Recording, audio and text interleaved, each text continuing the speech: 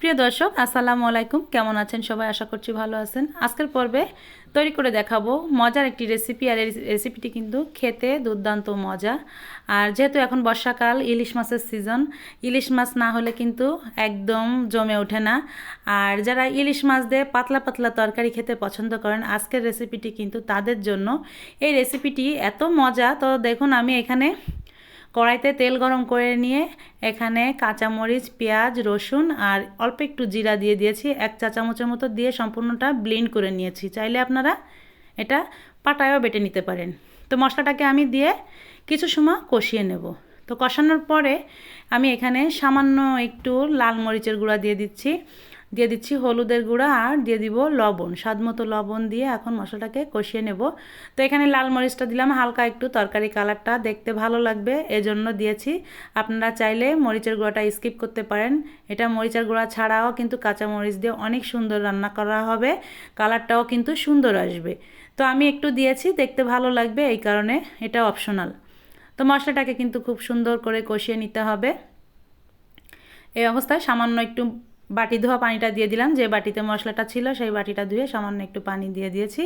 পানিটা দেওয়ার পরে এখন মশলাটাকে যথেষ্ট চেষ্টা করবেন মশলাটার কাঁচা গন্ধটা চলে যাওয়া পর্যন্ত কষিয়ে নেওয়ার জন্য। এই মশলাটা যত ভালো কষানো হবে তরকারিটা কিন্তু টেস্টটা ততটা ভালো লাগবে। তো দেখুন মশলাটা কিন্তু আমার কষানো হয়ে গিয়েছে। এখন আমি এখানে মাছ দিয়ে দেব। এখানে ইলিশ মাছ নিয়ে নিয়েছি। তো ইলিশ মাছগুলোকে কিন্তু ভেজে রান্না করব না। সব সময় ভেজে রান্না করলে কিন্তু খেতে ভালো লাগে না। এরকম কাঁচা ইলিশ এভাবে কষিয়ে রান্না করে খেয়ে দেখবেন, এটা যে কত মজা। আর আসলে না রান্না না করলে বুঝতে পারবেন না। অনেকে দেখা যাচ্ছে প্রায় মাছগুলো কিন্তু ভেজে তরকারিটা রান্না করেন, তবে ভাজার দরকার নেই। এইভাবে কাঁচা মাছ রান্না করবেন, দেখবেন এই কাঁচা মাছের স্বাদটা কিন্তু তরকারিটা এত ভালো লাগে। আর কাঁচা মাছ এভাবে রান্না করলে তরকারিটা, সমস্ত তরকারিটা কিন্তু ইলিশ মাছের একটা স্মেল এত ভালো সুন্দরভাবে ছড়িয়ে যায়। এই জন্য কিন্তু কাঁচা মাছটা রান্না করলে ভালো লাগে। তো আমি এখানে মশলাটার সঙ্গে মাছটাকে খুব সুন্দর করে কষিয়ে নিয়েছি। কষিয়ে নিয়ে বেশি সময় কষানো যাবে না, কাঁচা মাছ যেহেতু, এটা যত সেদ্ধ হয়ে যাবে ভেঙে যাবে। এজন্য কিছুটা নাড়া দিয়ে মাছটা সেদ্ধ হওয়ার আগে এই যে যতটুকু পানি দিয়ে দিয়েছি কষানোর জন্য, এই পানিটা বলক আসলে কিন্তু আমি মাছটাকে তুলে নেব, সেইভাবে আমি পানিটা দিয়ে দিয়েছি। আর এখানে কিন্তু ইলিশ মাছ যেহেতু মশলা বেশি অ্যাড করবেন না, পেঁয়াজ, রসুন, কাঁচামরিচ আর সামান্য একটু জিরাই কিন্তু এখানে দিয়েছি। এখানে কিন্তু আর কোনো মশলার দরকার হয় না। তো এখন দেখুন বলক আসার পরে আমি এখন মাছগুলো সিদ্ধ হয়ে গিয়েছে, মাছটাকে তুলে নিব। তো এটাকেই কিন্তু কষিয়ে নেওয়া বলে। অনেক আপুরা আছে দেখা যাচ্ছে কিভাবে কষাতে হয় মাছ এটা বোঝে না। যারা নতুন আপুরা আছেন, রান্না করতে শিখতে চান রান্না, তাদের জন্য বলছি। আর যারা রান্না করতে পারেন, আমার থেকেও ভালো আপুরা আছেন, বড় আপুরা আছেন, তারা দেখা যাচ্ছে আমার থেকে অনেক সুন্দর রান্না করেন, তাদের তো বলার কোনো দরকার হয় না।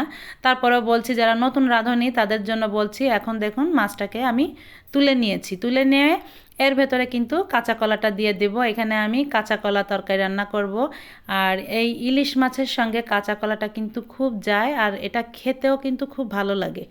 আর এ ধরনের সাধারণ নর্মাল তরকারি রান্না করবেন, দেখবেন আপনি তৃপ্তি সহকারে ভাত খেতে পারবেন এবং খাওয়াটা খুব জমে যাবে, খুবই ভালো লাগবে। সব সময় তো আমরা রিচ খাবার খেতে খেতে অভ্যস্ত হয়ে যায়। অনেক ফ্যামিলিতে আছে দেখা যাচ্ছে ভাজি, ভোনা, মাংস এগুলো ছাড়া অনেকে খেতে পারে না। কিন্তু সব সময় খেতে খেতে যখন দেখবেন হালকা এরকম তরকারি দিয়ে হঠাৎ করে একদিন ভাত খাচ্ছেন, তখন কিন্তু খাওয়াটা খুবই জমে যাবে। আর দেখবেন যে খেতে খেতে আপনার খুবই ভালো লাগছে, খাওয়াটাও কিন্তু জমবে। তো এখন আমি কাঁচকলাটা একটু কষিয়ে নিয়েছি। এই কাঁচা কলাটা কিন্তু খুব বেশি কষানো যাবে না, এটা যেহেতু নরম তরকারি এজন্য বেশি কষানো যাবে না। জাস্ট যখন মশলাটা একটু শুকিয়ে আসবে তখন আমি এখানে ঝোলের পানি দিয়ে দিয়েছি। আর ঝোলের পানিটা অ্যাড করার পরে দেখুন বলক আসার পরে আমি এখন সেই মাছটা দিয়ে দেবো, যে মাছটা তুলে রেখেছিলাম।